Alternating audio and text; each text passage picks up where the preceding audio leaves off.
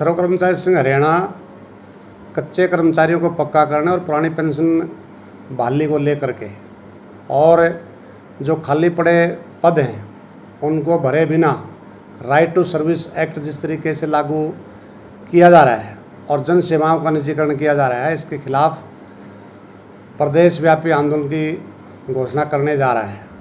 और इसकी विधिवत रूप से घोषणा 18 सितंबर को रोहतक में होने वाली राज्य स्तरीय कार्यकारिणी की बैठक में किया जाएगा।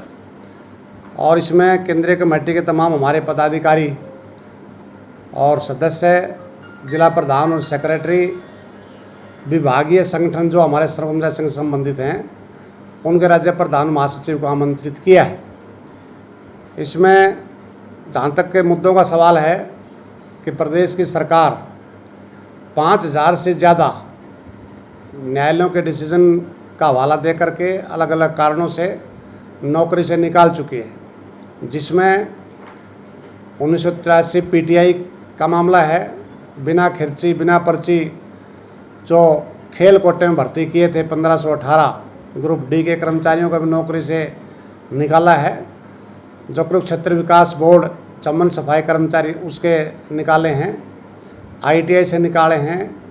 और इसमें वो भी कर्मचारी हैं जो जिसकी थाली बजवाई, बत्ती बंद करवाई, कोरोना योद्धा कहे, जो हेल्थ के हमारे स्वास्थ्य ठेका कर्मचारी हैं, वो भी इसमें शामिल है, जिसको नौकरी से निकाल दिया गया है। और सिक्योरिटी गार्ड हैं 3200 के करीब, जिसको तलवार लटकी हुई है, उनको रिप्लेस करके सिक्योरिटी गार्ड को लगाने की बात हो रही है।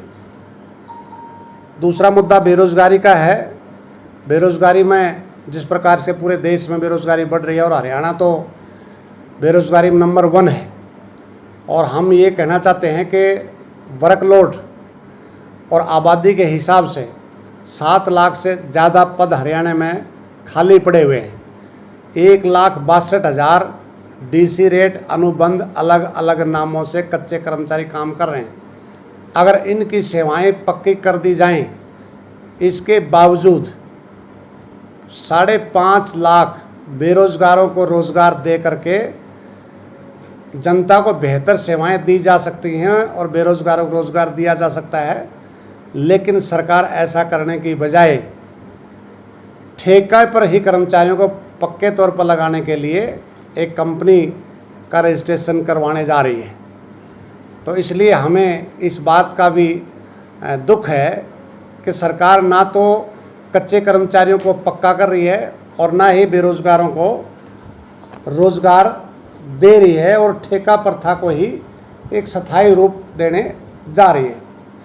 सर्व कर्मचारी संघ हरियाणा चाहता है कि प्रदेश की जनता को सेवा के अधिकार के तहत समयबद्ध सेवाएं मिले, लेकिन जहां मतलब इतनी बड़ी संख्या में मतलब 7 लाख से ज़्यादा पोस्ट वैकेंट हों, आप कल्पना नहीं कर सकते कि राइट टू सर्विस एक्ट लागू हो सकता है।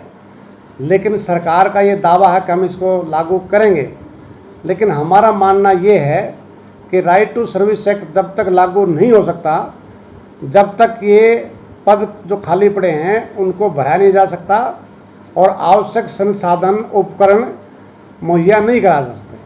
फील्ड में हम देखते हैं कि कंप्यूटर नहीं है, स्कैनर नहीं है, प्रिंटर नहीं है और हालत ये है कि नेट की बड़ी भारी प्रॉब्लम है, मैन पावर नहीं है, उस स्किल के हमारे पास कर्मचारी ही नहीं है। लेकिन हेड ऑफिस से फ़ोन जाता है कि ये काम करना ही पड़ेगा। और बिजली में हम देखते हैं कि हमारे पास ट्रांसफार्मर की लोडिंग अनलोडिंग के क्रेन तक नहीं है, सीडी तक नहीं है, कोई वहाँ स्टाफ नहीं है, लेकिन राइट टू सर्विस एक्ट लागू करना है जो संभव नहीं है।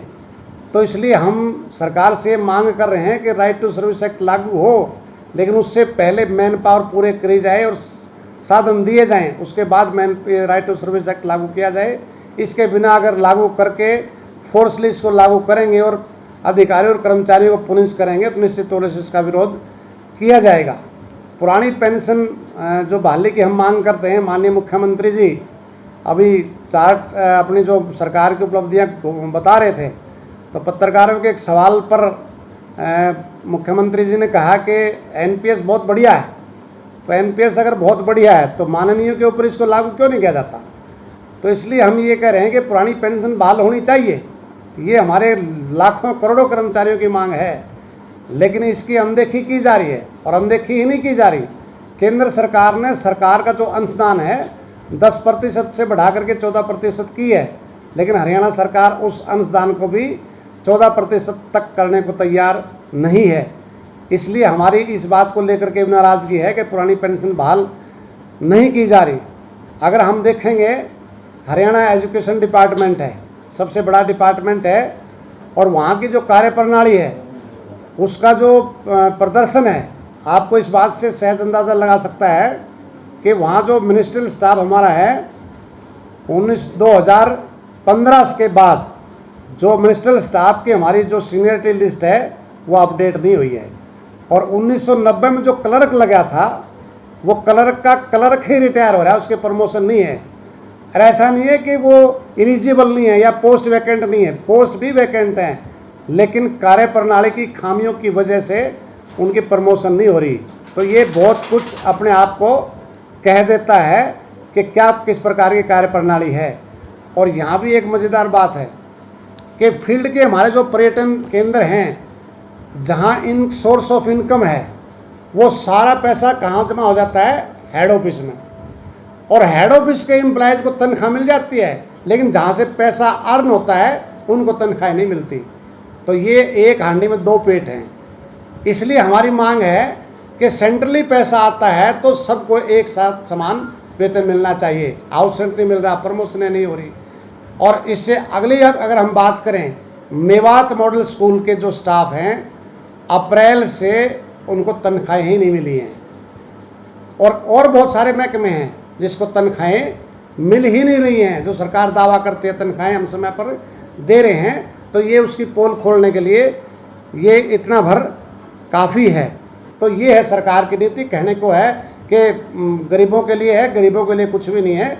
तो इसलिए जो हमारा श्रम कर्मचारी संघ हरियाणा है गुस्से में है, आक्रोशित है, और सरकार बातचीत से समस्याओं का समाधान करने की बजाय जो आधारहीन संगठन है उनसे बातचीत करके गुमराह करने का प्रयास कर रही है। नीतिगत मुद्दों पर कोई सुनवाई हो नहीं रही है। विधानसभा चुनाव से पहले कुछ मसलों पर बातचीत हुई थी जिसका अभी तक समाधान नहीं किया। इसलिए 18 तारीख को राष्ट्रीय कार्यकारिणी की बैठक बुला करके श्रम कर्मचारी संघ हरियाणा सरकार के खिलाफ निर्णायक और लंबे आंदोलन की घोषणा करेगा। तो सर, इन मुद्दों को लेकर कभी मुख्यमंत्री जी से या गृह मंत्री जी से कभी बात हुई आपकी? और अगर बात हुई है तो उनकी तरफ से क्या आश्वासन मिला है और क्या उन्होंने कहा है?